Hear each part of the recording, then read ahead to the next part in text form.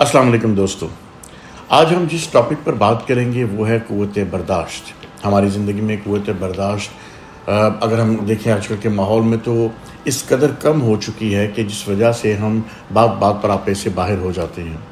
میں آپ کو تاریخ سے ایک ایگزامپل پیش کرتا ہوں، میں آپ کو ایسی مثال دیتا ہوں ایک ایسے بادشاہ کی جس کا نام ہے ظہیر الدین بابر۔ ظہیر الدین بابر مغلیہ حکمرانوں کا پہلا حکمران تھا جس نے بہلول لودھی کو شکست دے کر ہندوستان میں قدم رکھا۔ اس کی زندگی سے جب اس کے واقعات ہوتے رہے، وہ فتوحات حاصل کرتا رہا، تو ایک بار اسے ایک سوال پوچھا گیا کہ آپ نے اپنی زندگی میں سب سے بڑی کامیابی کیا حاصل کی؟ تو بابر کہتا ہے کہ میں نے اپنی زندگی میں 2.5 کامیابیاں حاصل کی ہیں، 2.5۔ بڑا دلچسپ جواب تھا۔ اسے جب اس کی تفسیر پوچھی گئی تو اس نے کہا کہ ایک بار ایسا ہوا کہ میں جنگل میں تھا اور مجھ پر اژدہے نے حملہ کر دیا۔ اژدہا بہت طاقتور تھا لیکن میں اس سے مقابلہ کرتا رہا، حتیٰ کہ کم و بیش 18 گھنٹے، یعنی ایک دن کے 3 پہر میں اس سے لڑتا رہا، اور اس کا جو منہ تھا وہ بالکل میرے چہرے کے پاس تھا۔ میں اس کو پکڑ کے کھڑا رہا۔ اتنا وقت گزر جانے کے بعد، کیونکہ اوبویسلی اپنی جان تو بچانی تھی، لیکن 18 گھنٹے کے بعد اژدہا جو ہے وہ تھک گیا اور اس کی گرفت کمزور ہوئی اور اس نے اژدہے کو دور پھینکا اور اس کے بعد اپنی جان بچا کے بھاگا۔ تو وہ کہتا ہے کہ میں نے 18 گھنٹے اس اژدہے کی طاقت کو برداشت کیا، یہ میری ایک فتح ہے۔ دوسری بات وہ یہ بتاتا ہے کہ شیبائی خان اس کا دشمن تھا، اور اس کو جب یہ پتہ لگا کہ بادشاہ بابر کو ایک ایسی بیماری ہوئی ہے جس کو ہم عام زبان میں الرجی کہتے ہیں، کہ اس کے پورے جسم پر ایسی خارش کا حملہ ہوا کہ وہ کوئی کپڑا تک اپنے زیب تن نہیں کر سکتا تھا، اس قدر اس کے جسم کے اوپر خارش تھی۔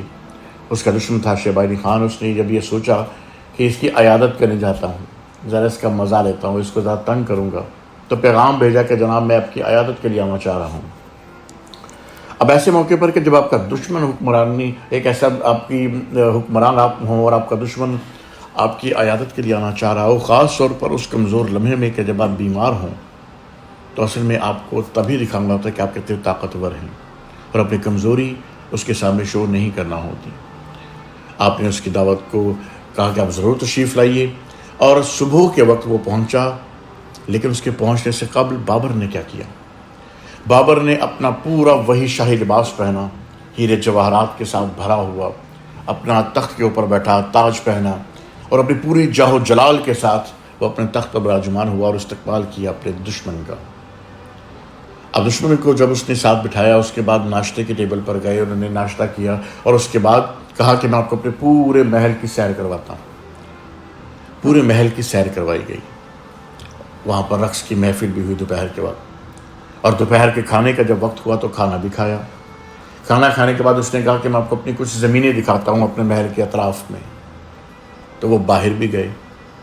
اسی طرح پورا دن گزر گیا، اور شام کو جب سورج غروب ہونے کا وقت آیا تو شام کے کھانے کے اوپر بیٹھے، تو وہ سارا دن بار بار یہی دیکھتا رہا کہ بادشاہ خارش کب کرے گا۔ میرے مخبر نے تو مجھے یہ خبر دی تھی کہ اس وقت بادشاہ کی حالت بڑی خراب ہے، وہ تو ہر لمحے اپنے جسم پہ خارش کرتا ہے، لیکن صبح سے اس کے ساتھ ہوں، اس نے کوئی کمزور لمحہ ایسا آیا ہی نہیں۔ مجھے لگتا ہے کہ خبر مجھ تک غلط پہنچی۔ شام کا کھانا کھانے کے بعد بادشاہ بابر نے تحفے تحائف دے کر ان کو رخصت کیا۔ وہ تو رخصت ہو گیا۔ اس کے بعد بابر نے جب اپنے کمرے میں آیا، لباس اتارا، تو وہ شدید بیمار رہا۔ اس کے بعد کچھ دن وہ یہ کہتا ہے کہ جب میں نے پورا دن برداشت کیا، اپنی تکلیف کو برداشت کیا، اپنے دشمن کے سامنے اپنی کمزوری کو ظاہر نہ کیا، یہ میری دوسری کامیابی تھی، اور بر صغیر کو فتح کرنا آدھی کامیابی ہے۔ تو عزیزان من، یہ جو قوت برداشت ہے یہ ہر انسان کے اندر ہوتی نہیں، لیکن اس کو پیدا کیا جا سکتا ہے۔